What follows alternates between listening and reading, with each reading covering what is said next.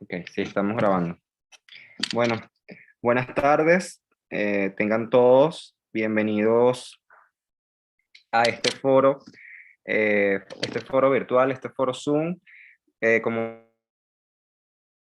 le damos la bienvenida desde Se dice Libertad a todos los que se congregan a este momento para hablar un poco de lo que es la catalaxia y la praxeología, el mercado libre y el orden espontáneo. El día de hoy nos acompañan dos panelistas extraordinarios que son profesores en el diplomado de Economía Austríaca en la Universidad Monte Ávila. Hablo del profesor Rafael Ávila, que es economista, con maestría en finanzas, profesor de la Universidad Monte Ávila, y Guillermo Rodríguez. Él es economista, director del Centro Juan de Mariana, profesor de la Universidad Monte Ávila. Ambos son miembros del comité académico de CEDICE y, bueno, unos grandes aliados de la libertad en este país y en esta casa. Muchísimas gracias, profesor.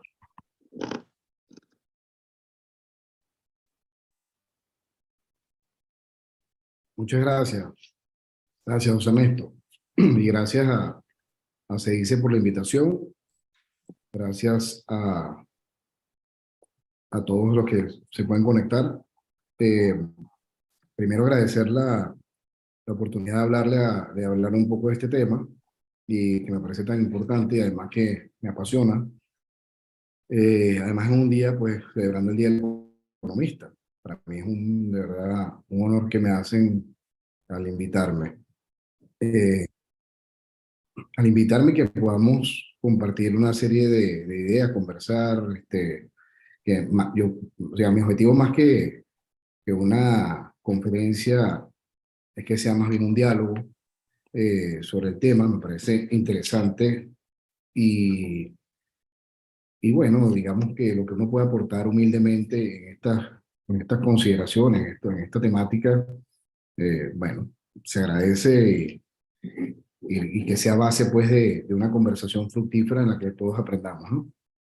Me acompaña Guillermo, a quien por supuesto admiro y respeto mucho. Guillermo me acompaña en el diplomado precisamente el diplomado, doble diplomatura sobre la Escuela Austríaca de Economía que impartimos en conjunto entre CEDICE Libertad, el Centro Juan de Mariana y la Universidad Monte Ávila. Y justamente, hablando de cataláctica y de praxeología, pues, bueno, esos son los fundamentos de ese diplomado o de las cuestiones que se debaten y que se procuran, digamos, difundir como ideas en ese diplomado que con tanto gusto llevamos a cabo entre las tres instituciones eh, y que ya pues va para su tercera cohorte. Bueno, yo tenía como sobre el tema pues una sencilla presentación con algunos bullets para la discusión, para simplemente guiar la conversación. Ya ya los comparto. Permítame un minuto, por favor.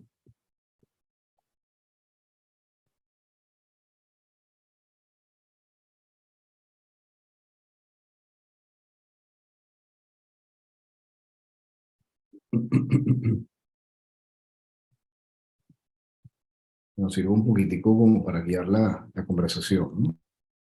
Voy a buscar aquí para compartir la pantalla.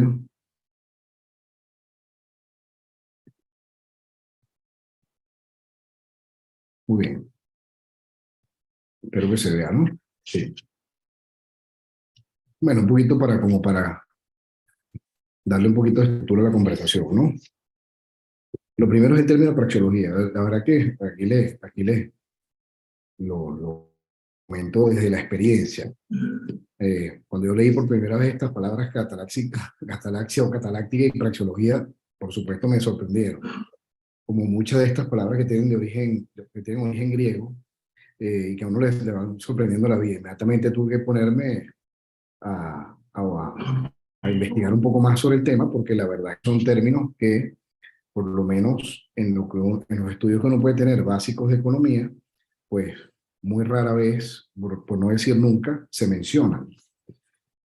Y la verdad que por primera vez yo las leí, las escuché, las leí, cuando empecé digamos, profundizar y a conocer la Escuela Austríaca de Economía, que uno cuando lee, seguramente le ha pasado a más de uno de ustedes, cuando uno escucha por primera vez Escuela Austríaca de Economía, uno piensa en un, no sé, un programa de gobierno o un programa económico austríaco, ¿no?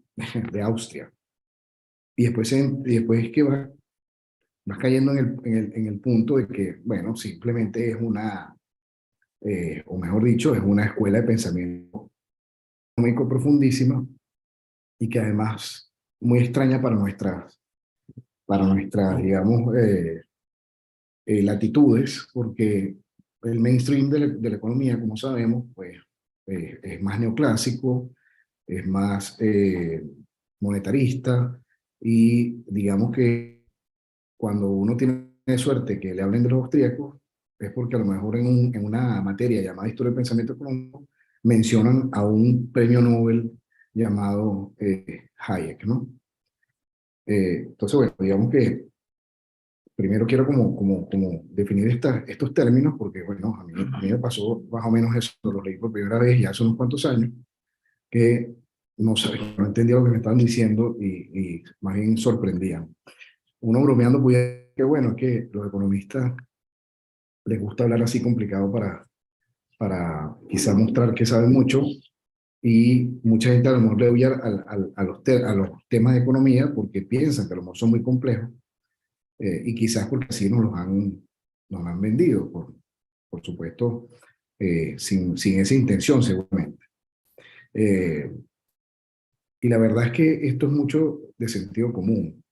Una de las fortalezas que tiene el paradigma austríaco es que parte de lo sencillo, o de la, dicen pues que se dice que su macroeconomía está microfundada, parte de lo micro a lo macro, eh, y la verdad es que parte de una relación o de una economía muy sencilla, donde una persona que está sola, luego empieza a tener que decidir entre consumo, entre consumir o ahorrar e invertir, si quiere tener, digamos, bienes de capital, y luego entonces empiezan los intercambios. Y una creo yo, pues, además esto viene de Cantillon hacia acá, una de las fortalezas que tiene creo yo, el paradigma austríaco es que desarrolla temas económicos profundísimos, bueno, con un método eh, eh, axiomático, deductivo a priori, y eso lo hace universal, y además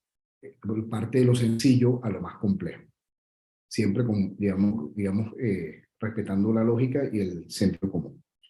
Entonces, para definir un poquito los términos que nos convocan hoy, catalaxia y praxeología, cuando uno ve el componente, digamos, de la palabra, viene como muchas tiene origen griego, viene de praxis, que es, uno puede traducirla como en acción, transacción, comercio, y logía, porque es praxeología, que es estudio de justamente la acción, estudio de la acción, de las transacciones.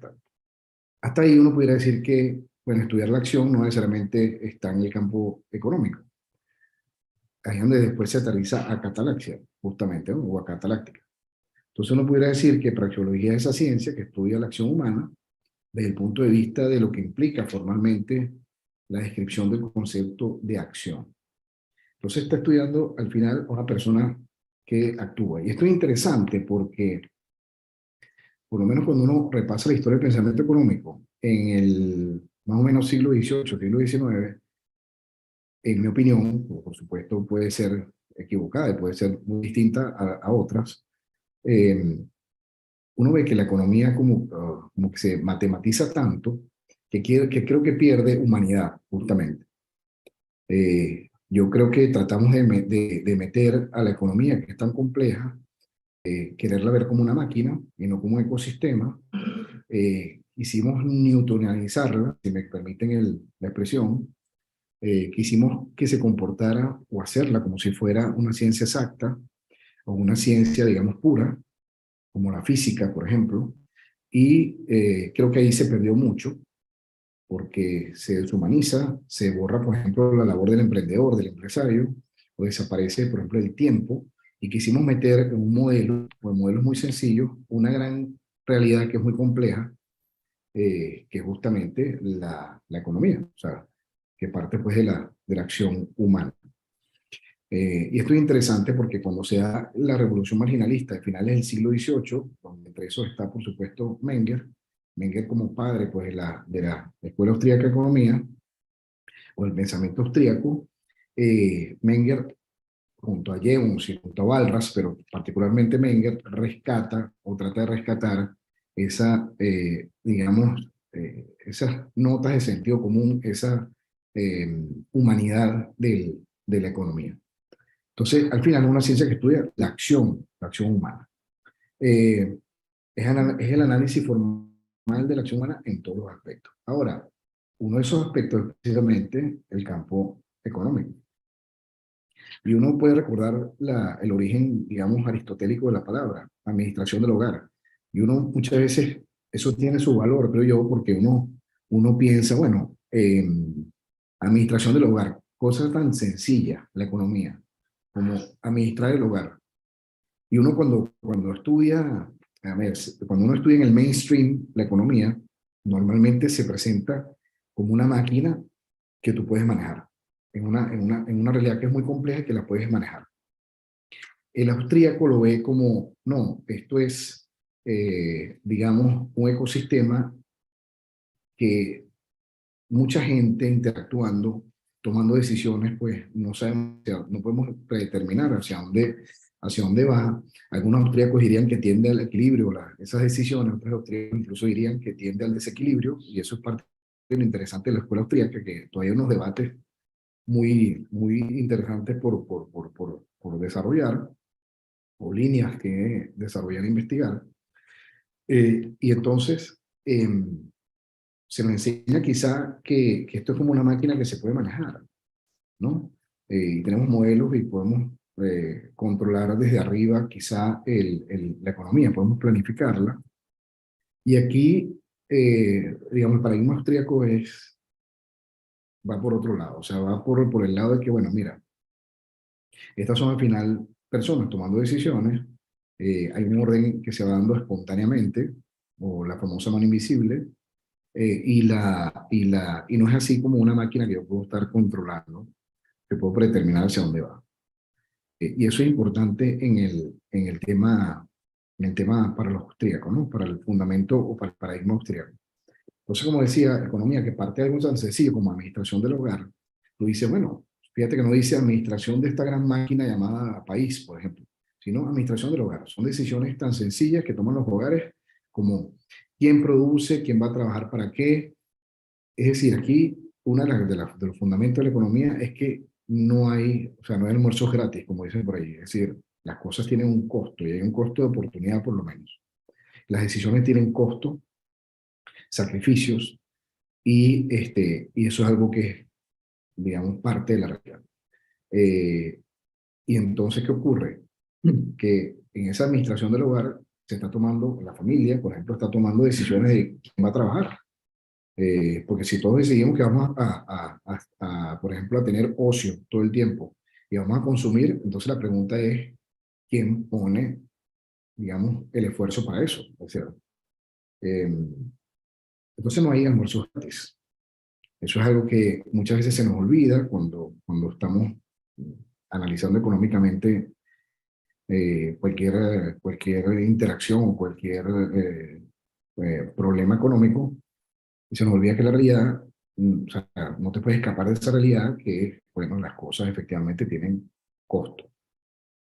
Eh, Ahora, ese concepto de costo de oportunidad es muy importante en la economía. Y cuando estamos tomando decisiones de quién trabaja y quién no en el hogar, bueno, o sea, si queremos consumir, bueno, alguien tiene que producir.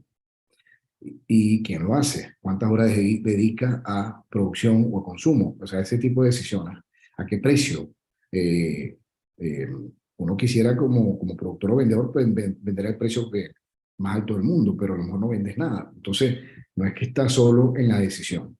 Entonces, una economía o es un paradigma, el austríaco, que es muy humano y que no está solo en la toma de decisiones eh, o en la interacción. Estás interactuando justamente con otras personas que están tomando decisiones, también siguiendo unos medios, teniendo unos medios con unos fines específicos que son partes que son decisiones racionales. Entonces, para seguir un poco hablando de estos temas, cuando hablamos de catalaxia o cataláctica, también pues en su etimología, bueno, proviene del griego catalazo, que quiere decir intercambio, o una acepción muy interesante que es pasar de enemigo a amigo, o sea, hacerlo parte de la comunidad, hacerlo cercano. Y esto es interesante porque, digamos que en el intercambio, en el paradigma austríaco, el intercambio se da porque ambos sienten, o sea, ambas partes sienten que ganan. Si no sintieran que ganan, y por supuesto estoy hablando de intercambios libres y voluntarios, no estoy hablando de intercambios obligatorios, ¿no? Como si yo dijera, bueno, estoy robando a alguien y ahí se produce un intercambio. Estamos los dos felices y los dos ganamos. No. El intercambio se supone que entre personas libres y un intercambio voluntario, o sea, personas que libremente han ido a intercambiar, han decidido, bueno, hacerlo porque sienten que están mejor luego de intercambiar que antes. Entonces eso es interesante porque de ahí puedes derivar a que tú no puedes estarte, enemistando con ese que intercambias. Y está, por ejemplo, eh, aquella idea de Hayek de, bueno, el socialismo, o mejor dicho, cómo el libre intercambio o cómo ese libre comercio va justamente limitando, mitigando, va reduciendo esas tentaciones a pelearnos, a la guerra y así, ¿no? Lo importante, creo que Bastiat también tenía una frase parecida a esa, que era algo así como que, bueno, si entre personas que intercambian no puede haber esa enemistad. Y si justamente lo intercambian, es muy probable que surja la enemistad. Entonces, fíjate qué interesante esta aproximación donde se pasa de enemigo a amigo con la catalaxia. Bueno, digamos que ya la catalaxia es una teoría praxeológica acerca de la manera en la que ese mercado es libre, esa libre interacción entre compradores y vendedores o entre miembros de una sociedad va fijando los precios y los intercambios en ese mecanismo que es de orden espontáneo. Es decir, no hay una planificación deliberada de cómo hacerse las cosas o hacia dónde deben ir las cosas, sino que ese orden se va dando de forma espontánea. Eso suena mucho a La mano invisible de Adam Smith, en esa tradición pues, de orden espontáneo que, por supuesto, desarrolla la escuela austríaca y que Hayek particularmente pues, destaca. Es decir, y ese orden espontáneo se va dando sin necesidad de que haya unos objetivos comunes o que alguien lo esté planificando entre esos agentes económicos. Es decir, la catalaxia no es otra cosa que ese mercado entendido libre. Eh, Hayek lo describe como ese orden que surge por ese ajuste recíproco que van dando individuos en sus economías muy particulares en el mercado y que terminan entonces en conjunto, hablándose pues de un mercado o la economía de una sociedad pues más amplia, pues más allá del individuo tomando decisiones, sino que interactúa con otros. El axioma fundamental en la praxeología es, bueno, de que el ser humano actúa, y actúa porque pretende alcanzar unos determinados fines que habrá descubierto que son importantes para él. Y por supuesto que hay mucha subjetividad, y para el paradigma austríaco, la expectativa subjetiva y la subjetividad es importante, es fundamental. De alguna manera, la revolución marginalista rescata eso que se había de alguna forma perdido durante unos 100 años con los clásicos y el valor objeto, el valor trabajo. Eh, Digo que lo rescata porque, bueno, cuando uno estudia un poquito las raíces, si quiere buscar como raíces del paradigma austríaco, bueno, las puede conseguir antes en los escolásticos, por ejemplo, o en la escuela de Salamanca. Y entonces, ya ahí se viene trabajando la idea del valor subjetivo. Entonces, esa persona entiende que esos fines son importantes para él y pudiera ser que para mí no fueran igual de importantes. Bueno, es un axioma del que se parte y pretende alcanzar entonces esos fines. Por lo tanto, digamos que en la praxeología, la persona no actúa así por, digamos, impulso o instinto, sino que actúa persiguiendo justamente unos fines, ¿no? Eh, y gira en torno pues, a esa deducción verbal de las implicaciones lógicas del hecho de que los seres humanos actúen. Es decir, la persona elige medios escasos para lograr esos fines, porque ahí tenemos de nuevo el tema de la necesidad, que pueden ser infinitas, y los medios pues son escasos.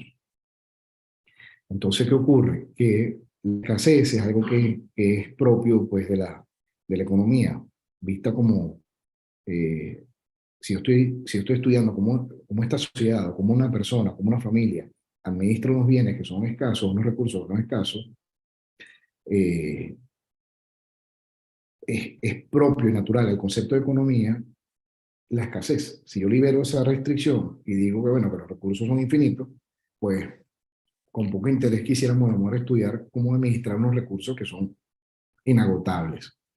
Precisamente surge la necesidad de administrarlos porque justamente se nos pueden acabar, o sea, son escasos. Y yo con esos medios escasos quiero alcanzar esos fines.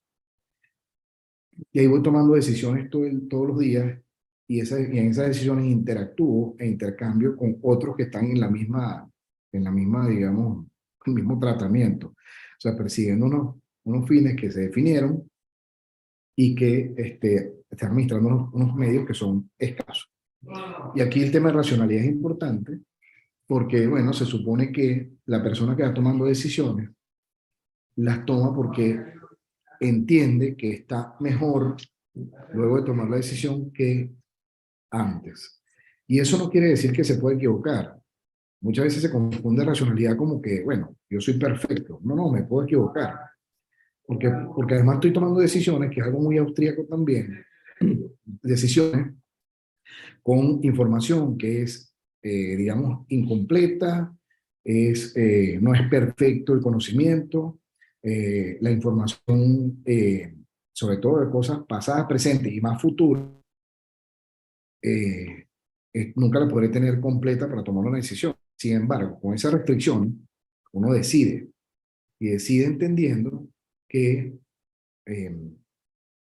luego de esa acción, pues va a estar mejor que antes. Y que te puedes equivocar, por supuesto que te puedes equivocar, porque nadie tiene, digamos, esa certeza absoluta del futuro. Eso es importante, pues, para el paradigma austríaco, porque como decía al principio, está humanizado el tema, la economía. O sea, no somos máquinas o robots, son personas tomando decisiones y por supuesto nos podemos equivocar y por supuesto no sabemos, no tenemos dominio absoluto de el conocimiento más perfecto de las cosas, ¿no? Eso es importante en el mismo paradigma.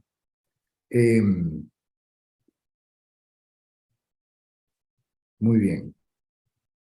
Por ahí vi que se asomó Guillermo en una... Ok, sigo. Bueno, hablando del Día del Economista, dado pues el evento eh, que nos reúne, recordé un artículo muy sencillo de Buchanan, también premio Nobel, como lo recordarán pues, eh, su línea de investigación es el public choice, la elección pública. Eh, Buchanan, James Buchanan, publica un ensayito muy interesante y les recomiendo pues leer, que se llama algo así como que ¿qué deberían hacer los economistas? Y dado que es el Día del Economista, pues valía la pena quizá recordarlo. Cito aquí de ese ensayo, eh, Los economistas, según Buchanan, deberían concentrar su atención en una forma particular de actividad humana y en los diferentes ordenamientos institucionales que surgen como resultado de esa actividad. Es decir, concentrar la atención en una forma particular de actividad humana y que surge como ordenamiento institucional de esa actividad. Y esto aquí es interesante porque para el paradigma austríaco hay una serie de instituciones que se van desarrollando en el tiempo de manera espontánea, que nadie las planificó, como por ejemplo el lenguaje, el derecho, eh, por supuesto la economía. Es decir, uno pudiera decir, bueno, la banca, o sea, como negocio, es decir, la moneda, por ejemplo, como institución. Es decir, hay una serie de instituciones que se van dando por orden espontáneo y que si hubiese querido quizá planificarla, si hubiese querido planificarla, quizá no se hubiesen dado.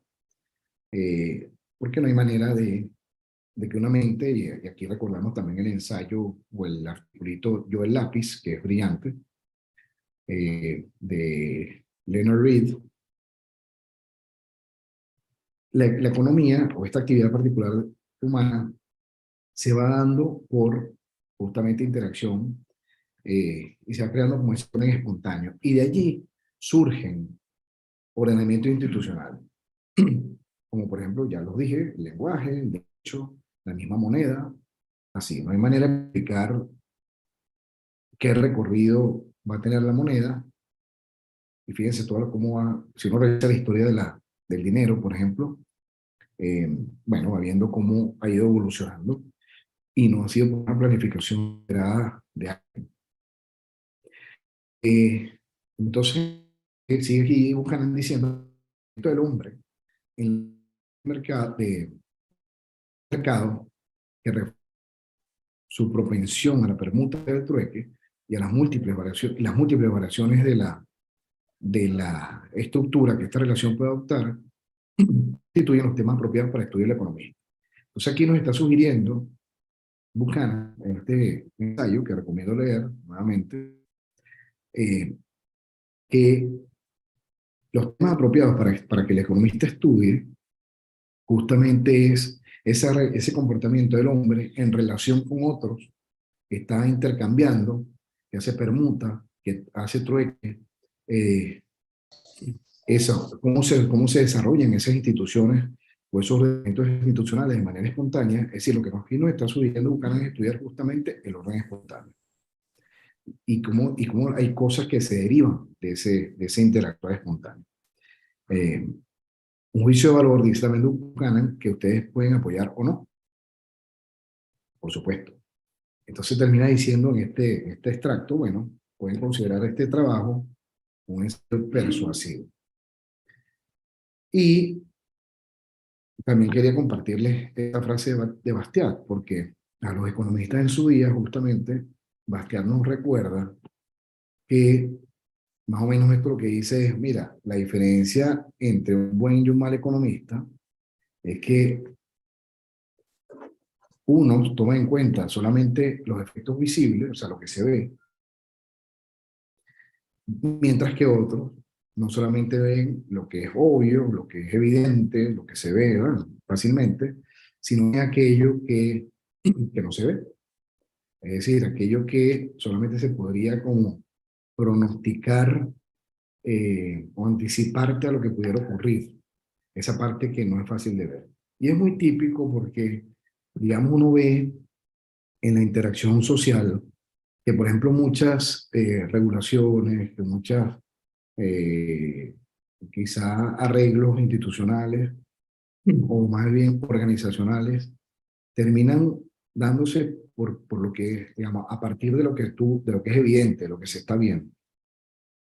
Entonces, por ejemplo, tú dices, oye, estoy viendo que los precios están subiendo. Ah, bueno, entonces vamos a controlar los precios. Y no estamos mejor pensando en los efectos que eso genera. Y esto es muy importante en el public choice, y esto es muy importante en el análisis económico del derecho. Es decir, qué incentivo estoy generando al cambiar una estructura de ellos entre los agentes que termine dándose un resultado que quizá no es el que yo deseaba o el esperado. Entonces, me parecía interesante recordar a los economistas en su día que sugiere Bastiat, distinguiendo entre el buen y el mal economista, que no solamente nos quedemos en lo que es obvio, en lo que es evidente, sino que pensemos, es decir, que pensemos en qué puede ocurrir después. No en esa foto estática, sino en esa foto estática, sino en la evolución, en lo dinámico. En hoy tomamos esta decisión y qué cosas se desprenden de ella. Es decir, el buen economista, siguiendo a Bastiat, es aquel que ve lo que es evidente y lo que no es tan fácil de ver, lo que habrá que anticipar y pronosticar. Por supuesto, totalmente recomendable Bastiat para su lectura. Esto es este ensayo llamado Lo que se ve y lo que no se ve. Muy bien, y quería concluir mi intervención, bueno, por supuesto, eh,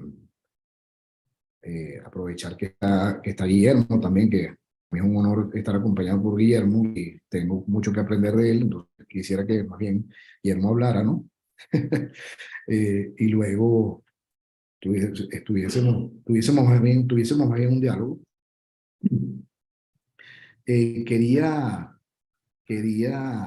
de alguna manera recordar el índice de la libertad económica, porque entonces uno dice, bueno, ok, ¿cómo a lo mejor, si estoy hablando de catalaxia y economía de mercado, cómo yo puedo de alguna forma tener alguna especie de aproximación, de indicador que me pueda mostrar si una economía se aproxima más o menos a esa idea de orden espontáneo, entendiéndolo como un ideal que se puede ir persiguiendo, ¿no? Y que a lo mejor es difícil o imposible tenerlo de forma perfecta.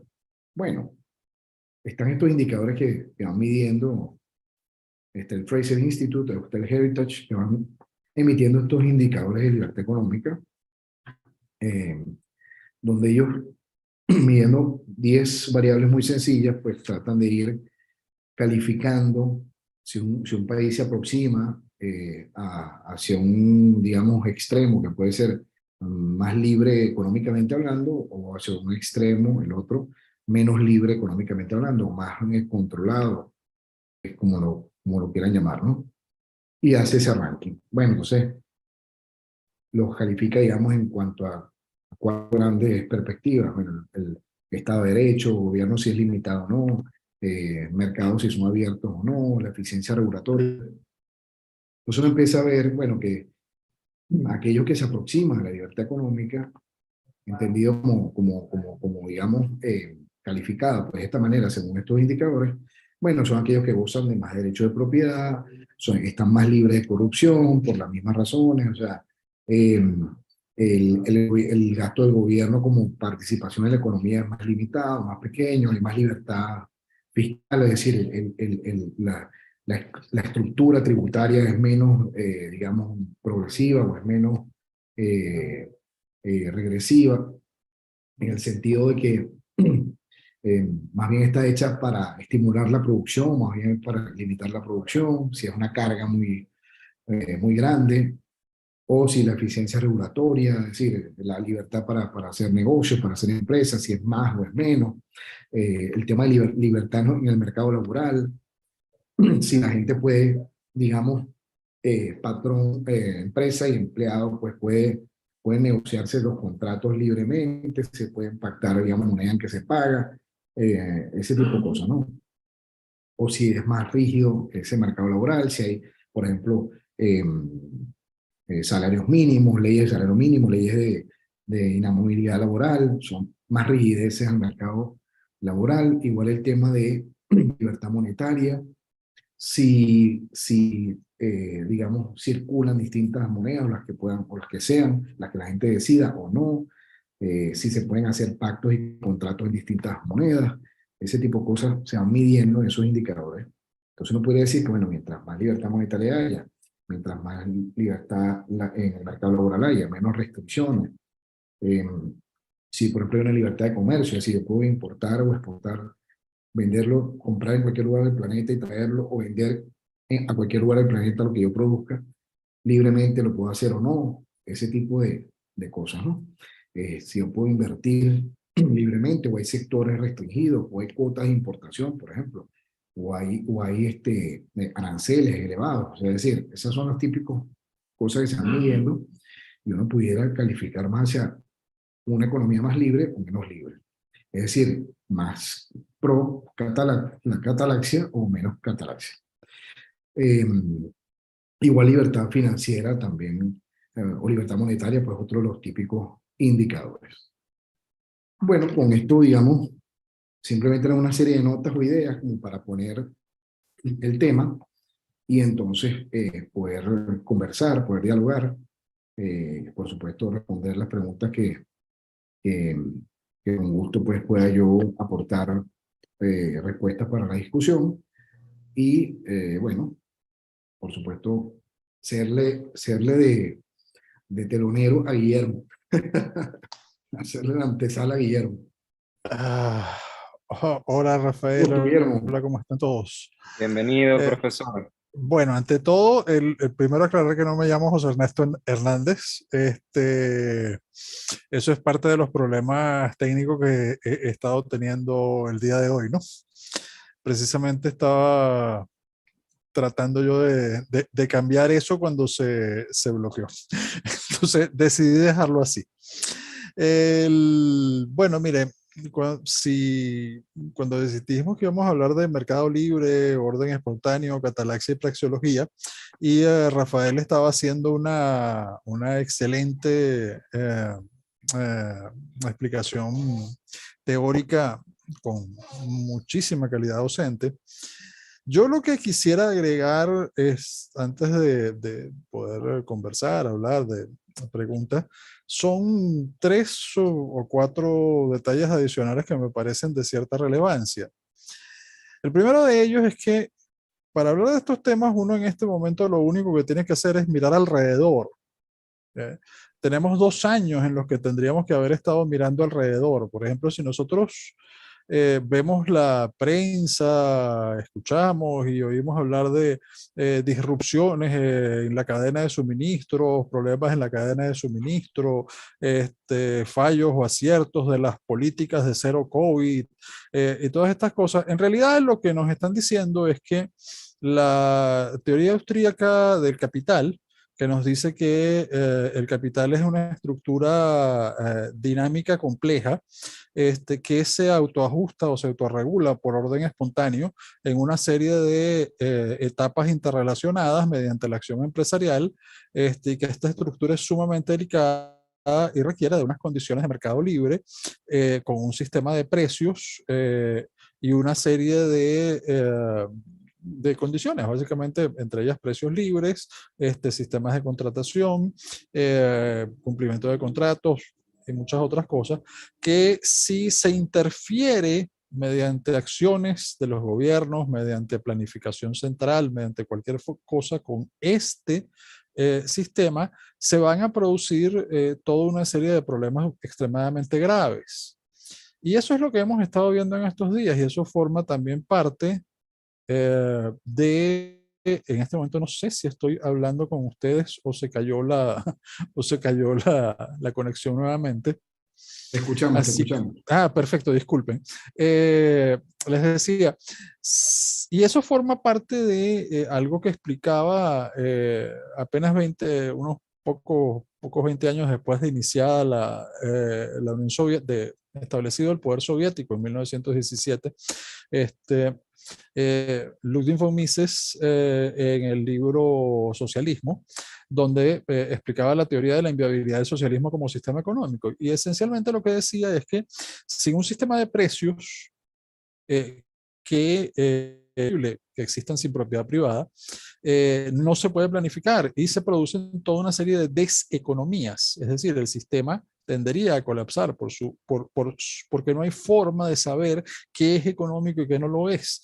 O sea, si no sabemos qué es más barato, qué es más caro, si no tenemos un sistema que nos transmita información acerca de cómo funciona esa gigantesca y complejísima estructura del capital, de la cual cada empresario, cada persona, cada consumidor tiene conocimiento de la muy pequeña parte que maneja directamente y todo el resto de la información le llega sintetizada a través del sistema de precios.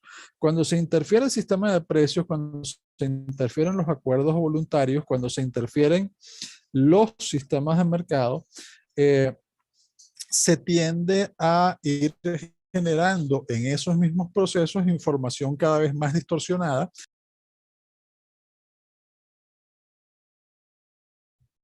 Ok, creo que se le cayó a Guillermo la conexión. Una lástima porque estaba haciendo una gran exposición.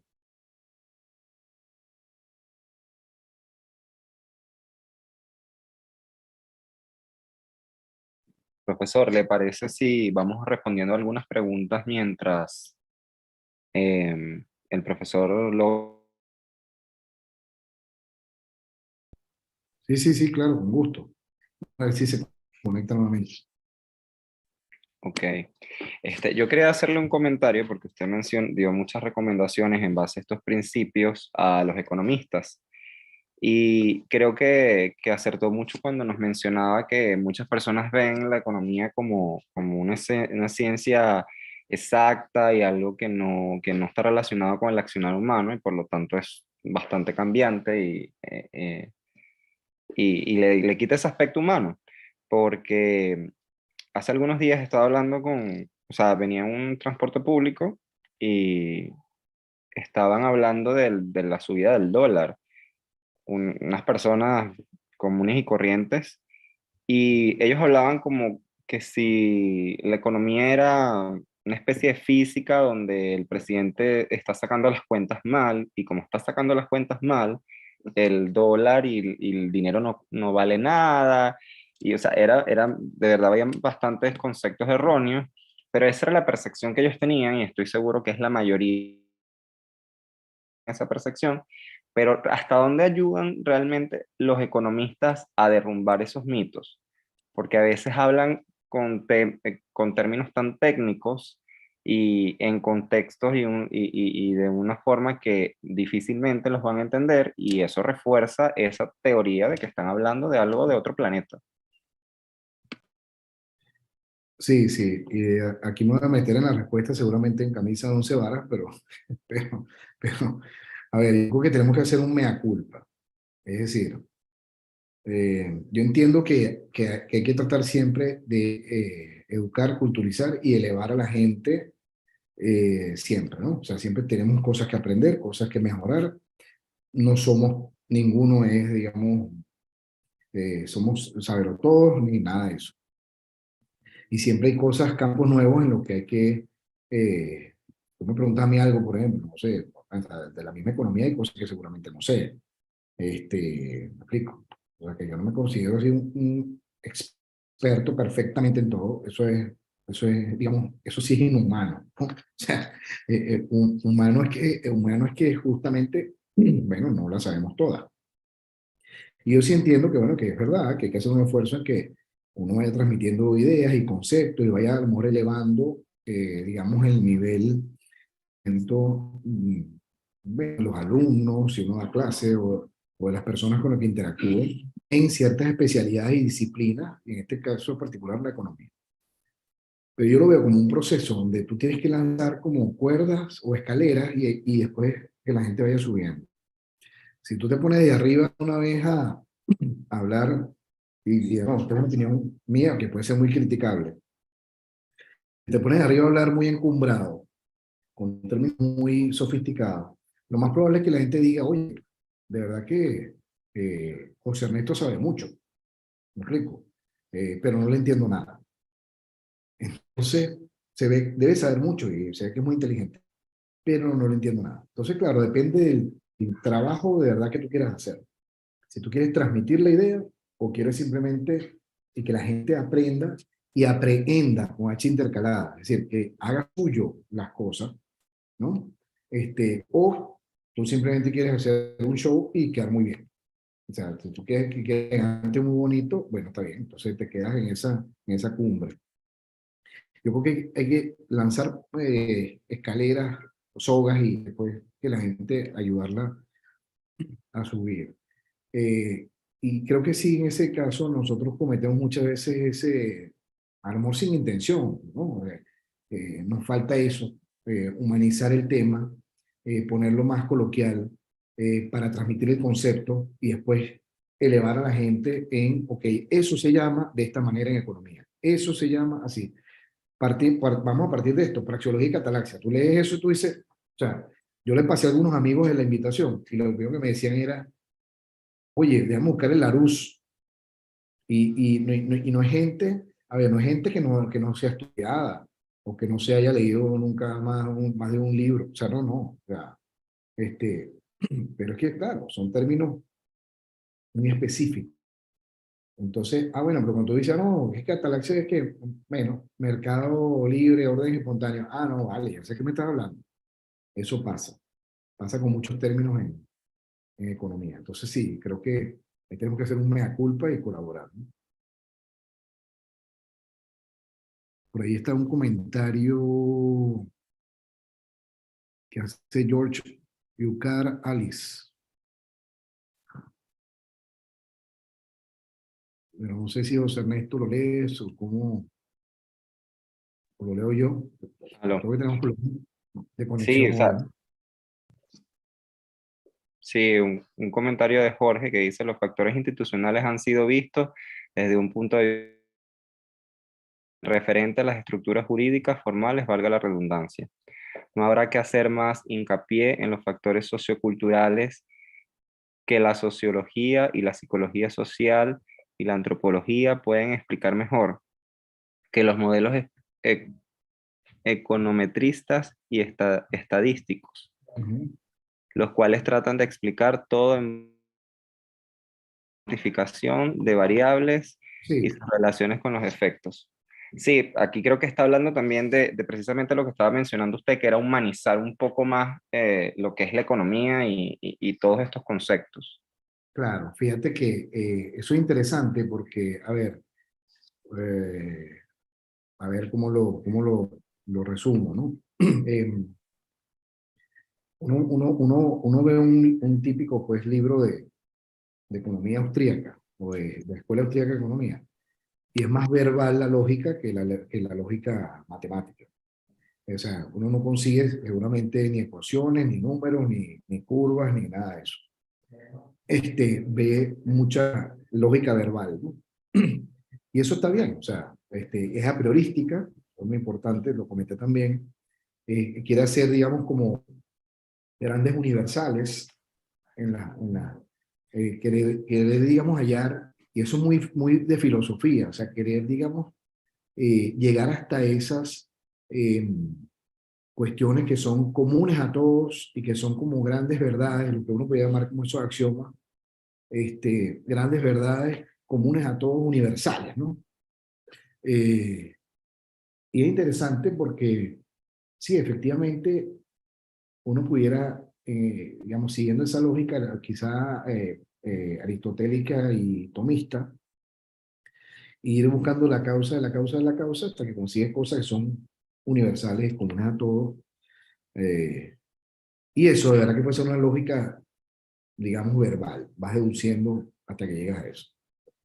Eh, Sin embargo, digamos que el mainstream o lo que ha dominado pues la academia, bueno, digamos ha sido lo neoclásico, pues, lo comenté al principio, se matematizó la economía y yo creo que ahí pierdes mucha, no solamente al perder humanidad, eh, justamente puedes creer que todo está contenido en una curva, en un modelo económico, un modelo estadístico, y efectivamente estoy de acuerdo como, bueno, hay que ayudarse con otras digamos, disciplinas. El economista, yo creo que el buen economista, y de nuevo, esto es una opinión muy particular, pero creo que el buen economista no tiene que saber únicamente de economía, o sea, tiene que ser una persona que maneje temas de legislación, de derecho, de filosofía, de historia del pensamiento económico es importantísimo, de, no sé, otras disciplinas, psicología, ¿me explico?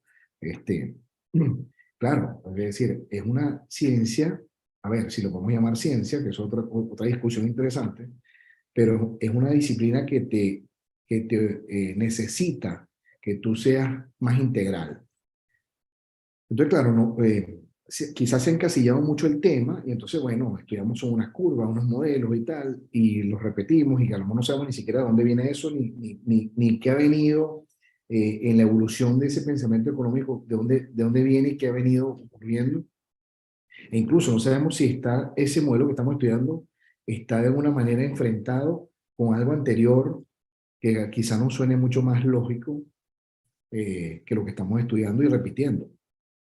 Es verdad. Entonces, a ver, yo creo que muchas de las cosas, o sea, tú necesitas herramientas de otras disciplinas para entrarle al tema integralmente y poder entonces hacer un análisis eh, más responsable, pudiera decirse, y quizá más acertado de la cuestión que estés estudiando. O sea, yo estoy de acuerdo en que al matematizarlo el tema se pierde muchísimo, ¿no? Ahora, está esa como tendencia austríaca y dentro de la misma familia austríaca hay otra tendencia que dice, bueno, no podemos estar hablando como en una acera al frente, ¿no? No podemos estar como distanciados, no podemos, tenemos que comunicarnos. Entonces hay austríacos como por ejemplo Roger Garrison, que han tratado de tender como puentes por ejemplo, se dice pues, o sea, tú puedes interpretar el libro de Tiempo y Dinero de Garrison como que también le tiendo puentes a esa economía neoclásica o economía del mainstream para que también me entiendan a mí y nos comuniquemos, porque entonces podemos estar, digamos, el paradigma austríaco, pudiéramos estar como, bueno, aislados y entonces hacemos revistas y nos publicamos nosotros mismos y comentamos nosotros mismos, o puedes ir al punto de, bueno, déjame debatir con las otras escuelas de pensamiento y de alguna manera ver cómo yo promuevo mis ideas y cómo aprendo también de las otras y cómo llegamos a un... Es como cuando uno dice por ahí, o sea, uno le recomienda a los alumnos, lean de todo, estudien de todo, no se vayan con un paradigma Ya eh, regresé. y vayan sacando sus conclusiones. Muy bien, Perfecto, adelante, profesor. Guillermo, continúa. Bueno, no sé hasta en qué momento se produjo la latencia y dejaron de escucharme. Eh, Estaba hablando de la intervención en la economía, si no recuerdo mal. Bien, no. Esencialmente lo que yo trataba de decirles es que todo lo que hemos estado viendo en estos últimos 2 años no es sino una muestra de que los intentos de planificar centralmente una pequeña parte de la economía o una parte de la economía o de hacer interferencias sobre los procesos económicos producen el mismo efecto que intentar la planificación central de la economía. Producen una disrupción gigantesca en la estructura dinámica intertemporal del capital. Eh, es como si son como los controles de precios, pero en un sentido mucho más destructivo. Parece mentira. Pero porque hacen que los precios aparentemente libres transmitan informaciones erróneas. Entonces, y en la medida que se acumulan esas cascadas de informaciones erróneas mediante intervenciones voluntariosas que son áreas cada vez más grandes de planificación central, lo que hacen es extenderla sobre más aspectos del mercado por muy nobles motivos como la emergencia climática, los fines sociales, combatir una pandemia o por lo que sea, pero siempre el problema es que todas las pretendidas soluciones lo que hacen es incrementar mucho más los problemas porque lo que trataba de decirles es que el gran descubrimiento en todo esto, que el mercado es un orden espontáneo, es que el orden espontáneo de la civilización es el único orden en que puede existir la sociedad humana a gran escala. ¿Okay? Sin un sistema de mercado, sin un sistema de precios, ¿okay? Libres, basados en la propiedad privada, es imposible sostener una civilización humana a gran escala y no es un capricho, no es un asunto ideológico, es simplemente la realidad de la forma en que evolucionó la humanidad desde el estadio en que nuestros antepasados no se distinguían casi en nada tecnológica y culturalmente del chimpancé hasta las primeras civilizaciones, las grandes civilizaciones y la civilización a escala global. Entonces, nuestras alternativas son básicamente el orden del chimpancé o el orden civilizado del mercado. Y todos los intentos intermedios, o sea, todos los intentos por llevar la moral de ese orden de comunidades fines, que es el orden del chimpancé, a la sociedad civilizada a gran escala, lo único que producen es niveles mayores o menores de destrucción material y moral y de enorme sufrimiento humano. Sea que estemos hablando de intervenciones económicas, sistemas de control, procesos revolucionarios, grupos de intereses intentando hablar de esquemas económicos, de o sea, lo que sea, todos los procesos que interfieren sobre los sistemas de precios, afectando los delicadísimos y complejísimos equilibrios de la estructura del capital, lo que producen es hambre, pobreza, destrucción y muerte. Entonces, nuestras alternativas como especie, literalmente, son el mercado libre o la extinción. Esas son nuestras dos grandes alternativas a gran escala. Y en el medio de ambas podemos tener paz, prosperidad y progreso, o hambre, muerte, guerra, destrucción, y lucha constante. El problema es que no entendemos eso. El problema es que ni siquiera la inmensa mayoría de los economistas lo entienden. Y hay una razón ideológica muy profunda para esto. Y es que, como explicaba Friedrich Hayek, tendemos a estar emocionalmente atados a una escala o a una tradición moral muy antigua, que era la que permitió a nuestra especie sobrevivir durante cientos de miles de años, hasta que emergió evolutivamente una nueva tradición moral que nos permitió pasar de ese estado de pequeñísimos grupos casi animales a la civilización. Entonces, o aceptamos que nuestra única forma de vivir en civilización y a la escala de seres humanos que tenemos hoy en día es esta, o terminaremos por regresar al estado de nuestros más primitivos antepasados. No quiero ponerme dramático el día de hoy, pero realmente eso es, en mi opinión, el mensaje más profundo que nos da el estudio del paradigma de la escuela austríaca, a través de los trabajos que van desde los primeros teóricos hasta la teoría del orden espontáneo de Hayek.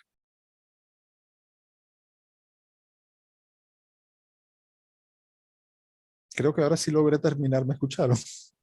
Sí, Muy profesor bien, muy Guillermo. bien. Sí, sí, sí. Aleluya. ¿Saben que esto que me ha estado pasando es un excelente ejemplo de eso que yo estaba mencionando? O sea, todos estos problemas de latencia, disrupciones, caídas y demás, se deben precisamente a que una serie de interferencias sobre los sistemas de mercado en el país donde vivimos producen toda una serie de cascadas de problemas con todo.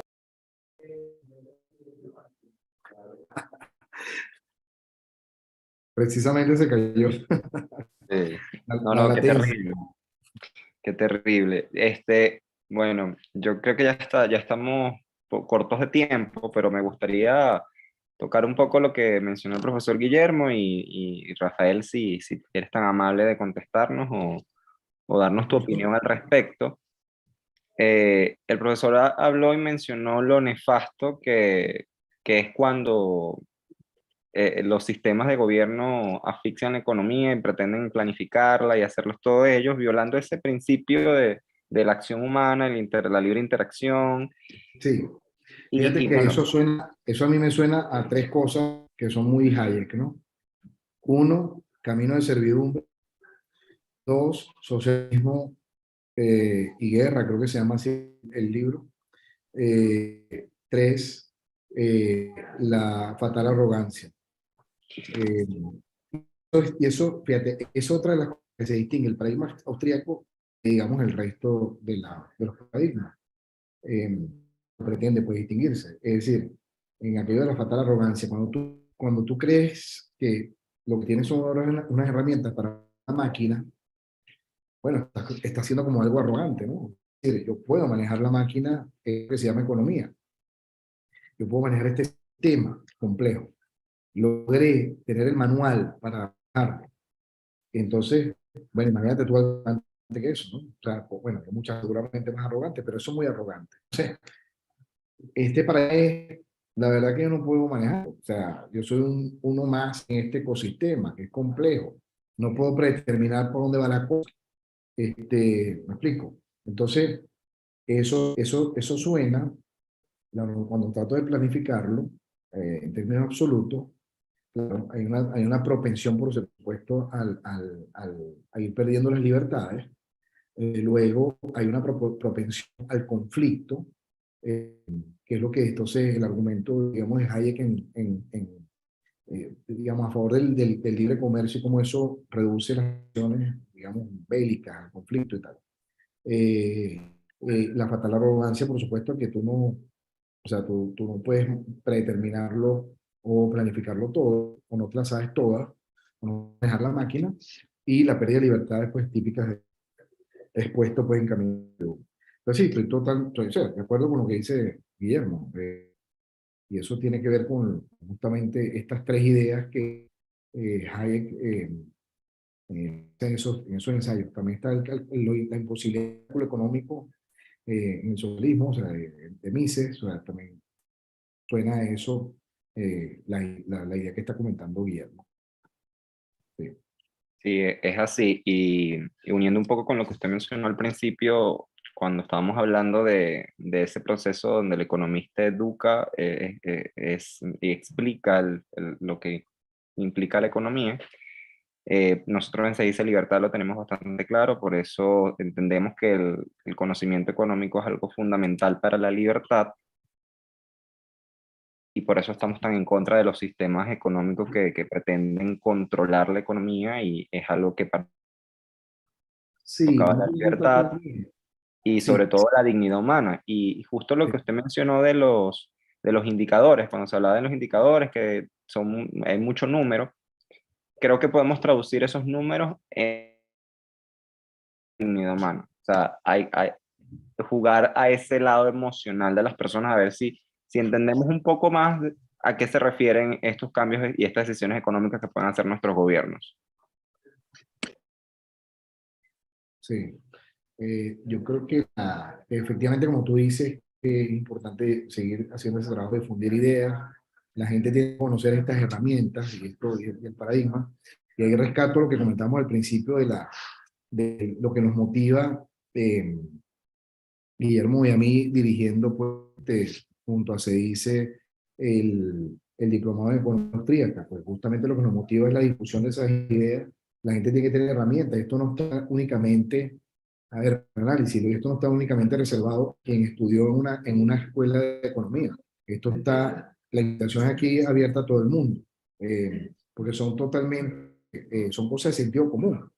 Y al final, aunque evidentemente, Que es el menos común de los sentidos. sí, sí, pero digamos, aunque requiere unos esfuerzos, lo que iba a decir, es decir, en el diplomado hay unas materias que no es que son sencillas, o sea, requieren un esfuerzo, aunque son cosas de sentido común, requieren un esfuerzo en desarrollar esas herramientas, trabajarlas, pero yo sí creo que es importante, no tenemos una gran ignorancia, como dicen, irracional, es decir, cosas que hemos decidido racionalmente, no estudiar mucho o alejarnos del tema de economía, finanzas, banca, y eso nos afecta muchísimo.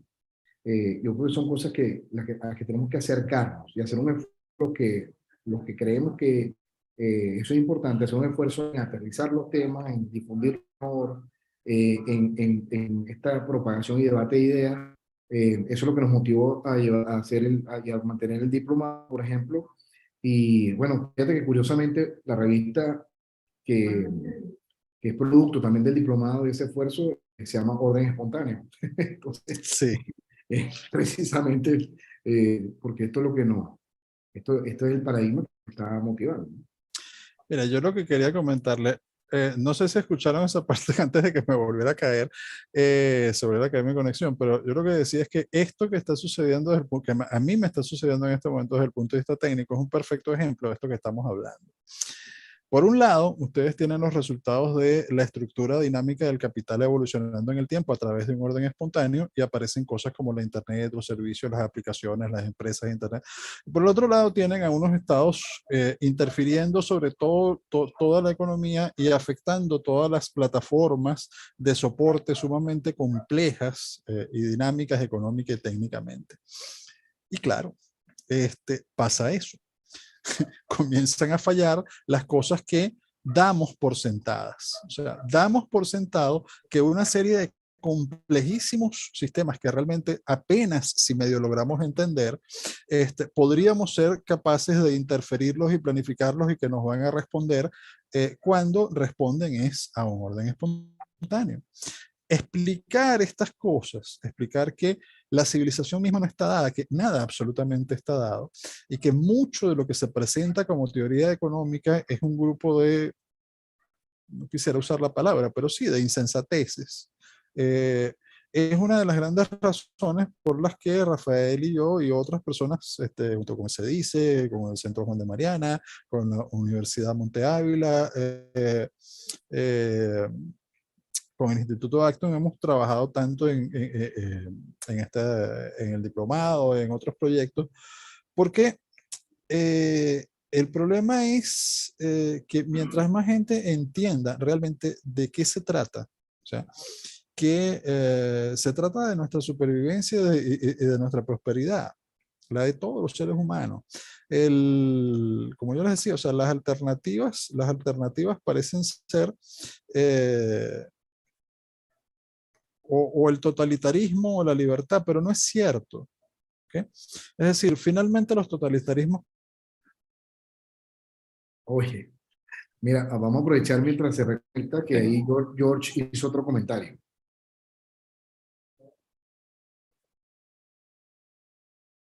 Si quieres lo lees.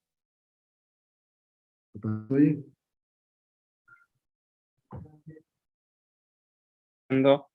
Él mismo hacer llegar estos mensajes de manera entendible al común, como los puede leer y escribir, entiende que CEDICE ha realizado muchos esfuerzos en este sentido fácil. Eso mismo tratamos de hacer cuando era pasante del CEO de CEDICE al inicio de los 90 a través de las publicaciones de artículos de opinión en los principalmente. Es solo una reflexión mencionar. Sí, sí. Sí, es un esfuerzo que hay que hacer a diario y sí, efectivamente se dice, es admirable pues todo el esfuerzo que va haciendo en la difusión de ideas. Bueno, el mismo Hayek diría, o sea, quieres cambiar la sociedad, tienes que cambiar primero las ideas, ¿no? Entonces, Bueno, profesor, una y el lástima. mismo, sí, el mismo Paul Luc Choice diría que luego los políticos se adaptarán a esas ideas que son comunes. Sí, bueno, profesor, muchísimas gracias por lo accidentado que ha estado la conectividad, pero bueno, es parte de las consecuencias de esa economía centralizada y controlada que no nos ha hecho estar a la altura y al mismo nivel en desarrollo tecnológico y económico que otros países, pero bueno, acá seguimos difundiendo el conocimiento económico y sabemos que estamos en el camino correcto y bueno, esperemos que en un futuro no tan lejano goce de orden espontáneo. Desde Se Dice Libertad estamos agradecidos con todos los que se han conectado, agradecidos con nuestros panelistas y nos vemos en una próxima ocasión. Hasta luego. Bueno, muchas gracias a todos y hasta luego. Seguimos trabajando. Gracias.